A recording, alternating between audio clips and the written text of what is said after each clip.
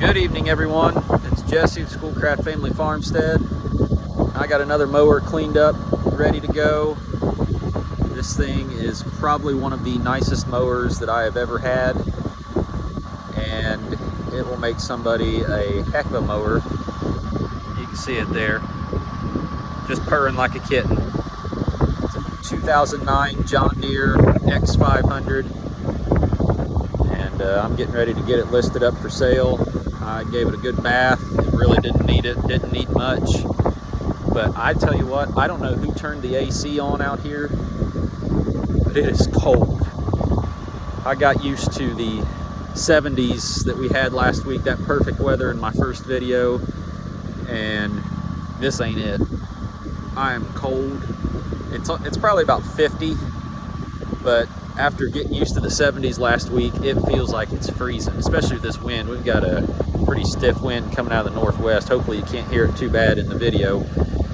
But let's check out this X500 here. This thing is about as clean as you can find. 2009 model, but it is still like new. Look at that deck. Look how clean that deck is. It's got a mulching kit on it. It is exceptionally clean all the way around. It has 293 hours on it.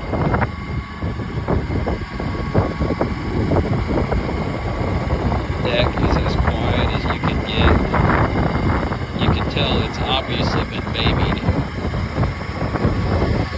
Dealer serviced. It has a big old John Deere battery on it. So somebody has taken very good care of this. Like I said, look how clean that deck is. Unbelievable. Really clean under the hood here too. Runs on the top. I've got it idled all the way down. It just purrs. This will make somebody a heck of a mower, especially if they continue to baby it and treat it as well as it has been treated up to this point.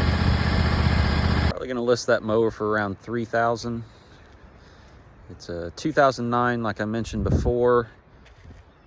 It's got 293 hours, 25 horse Kawasaki, and a 48-inch deck with a mulching kit on it.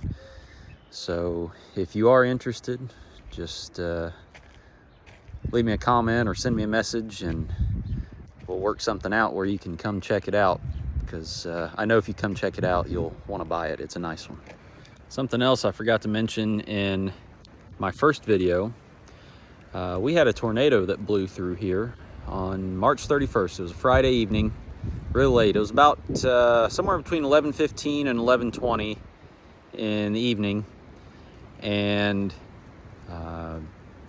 the cameras here at the farm quit working around 11:17, 11:18 if I remember correctly, and we had this wooden box sitting out in front of the garage, and it blew over right around that time as well. We were very fortunate though. At the house in town, we did not have any damage, and then out here at the farm, we just had, it's sad that this ended up damaged, but we just had our nice big maple tree in the backyard that we use for our swing, or did use for our swing.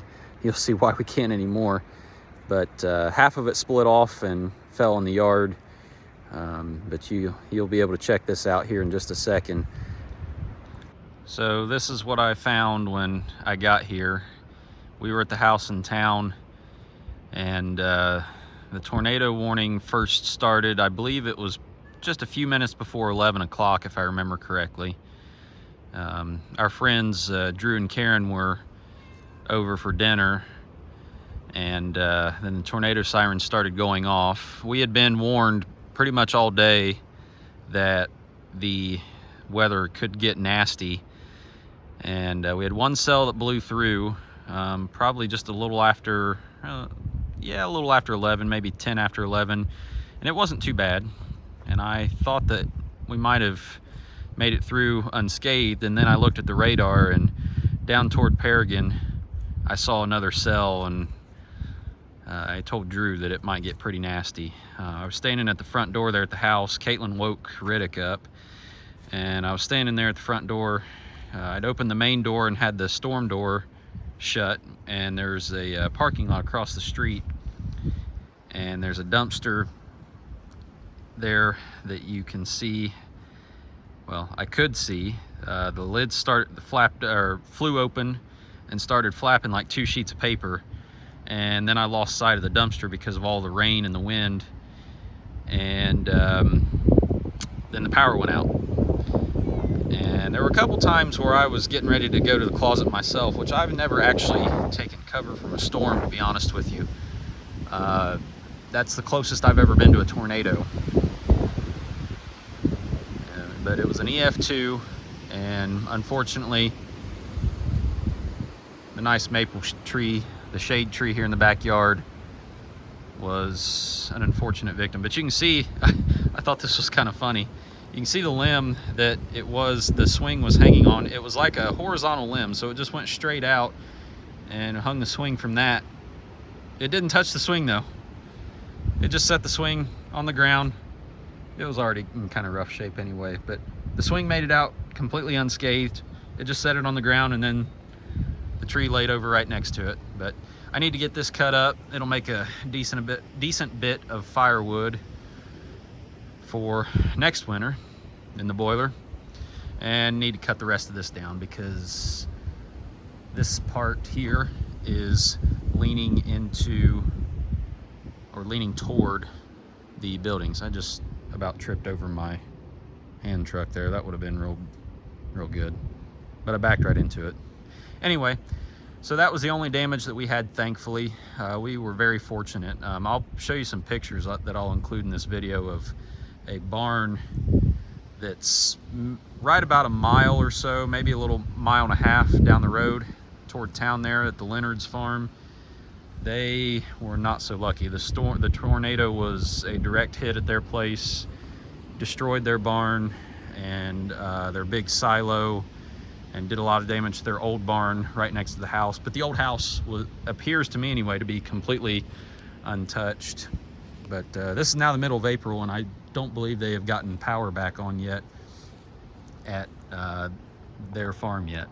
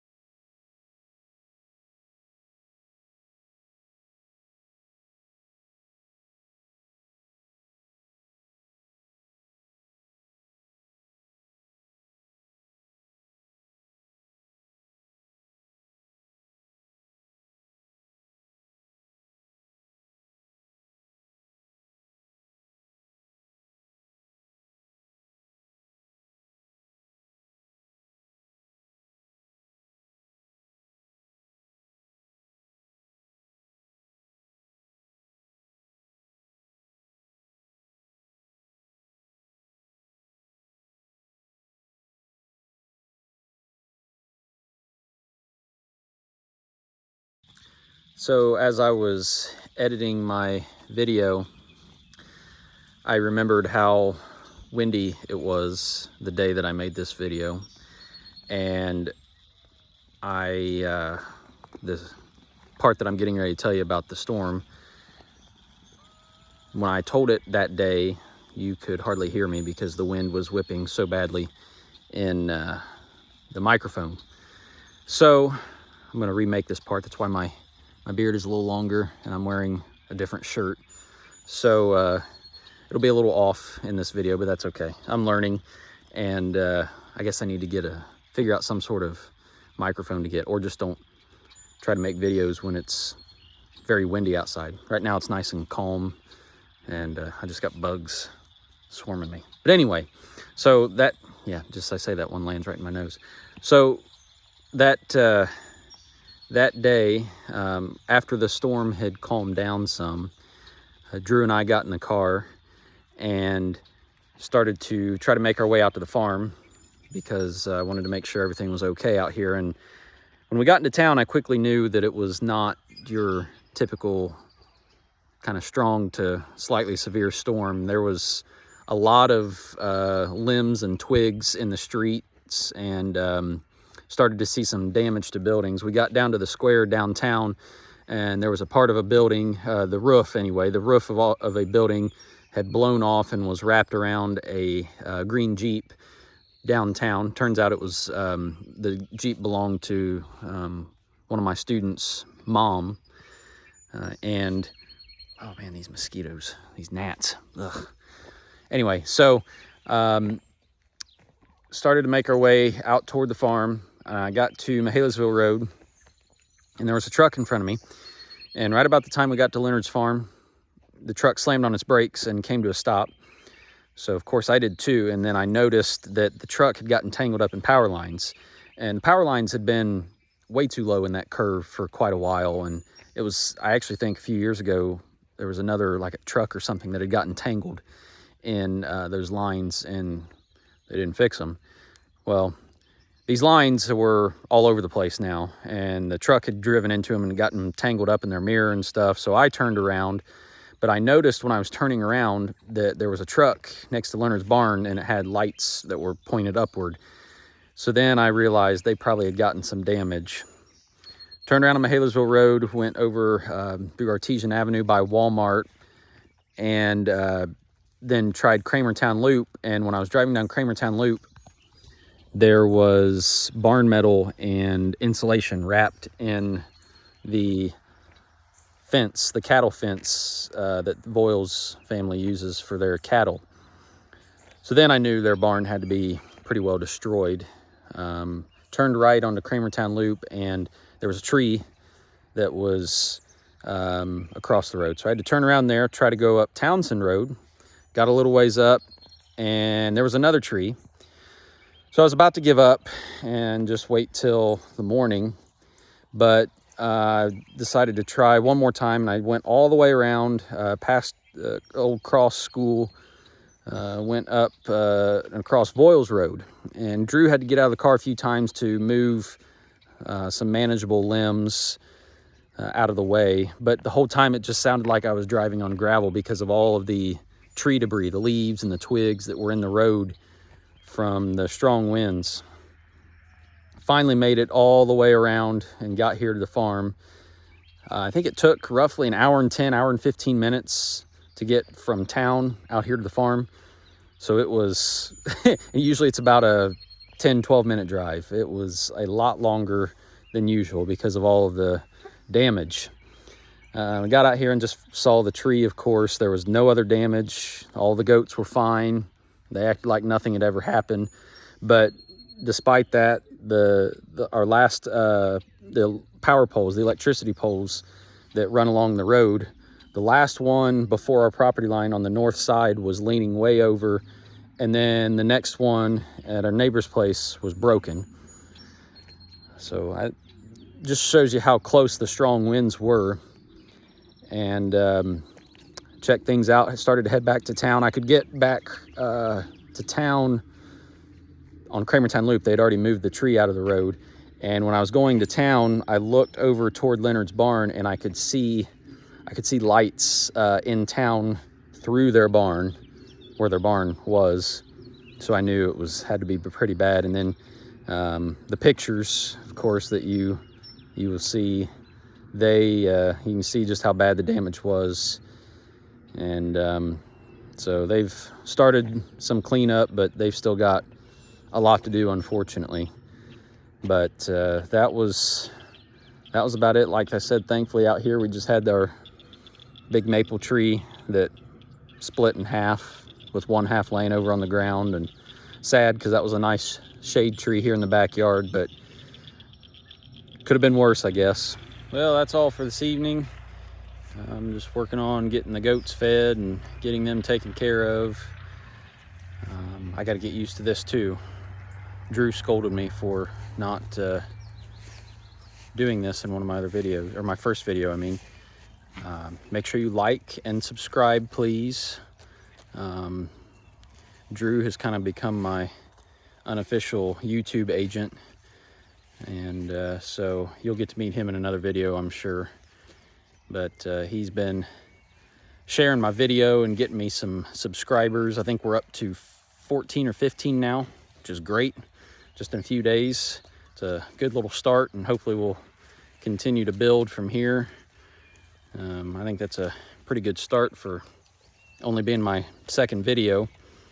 But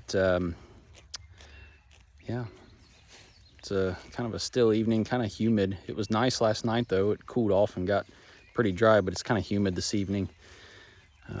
We did get all the corn and beans planted.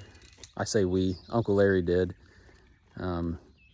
We were running around like chickens with our heads cut off this past weekend for Mother's Day, and my buddy Matt got married. Shout out to Matt and Marissa. They got married on Friday over in Westchester, Ohio, near where I'm from. And we went to that wedding Friday evening. Then Saturday, spent some time with my parents and went out to brunch for Mother's Day with Mom and Dad. Then yesterday, Riddick had his baby dedication at church, which was really nice. And went to lunch with my parents at Greek's Pizza here in town. And then we went up to Crawfordsville to visit with Caitlin's parents for Mother's Day and ate dinner up there. So it was a nice weekend. And Caitlin seemed to have a good first Mother's Day, which was nice. But that's all for today. Like I said, I got to get in this habit. It's going to be hard for me to get used to this, but please like and subscribe and keep following for more content. And hopefully I can keep up with this and keep making more videos. I probably should do more than one every few weeks, but I'll get the hang of it. And plus we only have 8 days of school left. Thank goodness. And we'll be out for the summer soon, and hopefully I can keep up with the videos better then, and especially while we're baling hay this summer, that'll keep us busy. But we'll see you next time. Take care.